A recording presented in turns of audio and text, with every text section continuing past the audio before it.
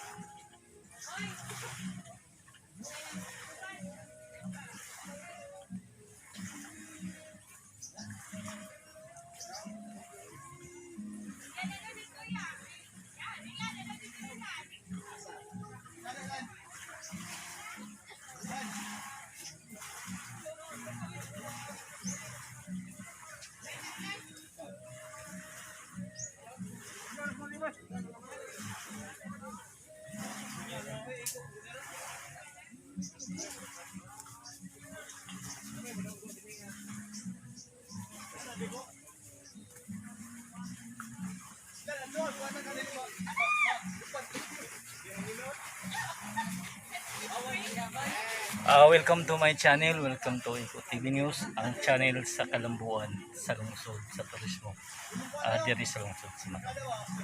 Ikaw live diri sa Municipality of Matalom, di kalidad nga serbisyo ang mahatag ko kanunay Matalom.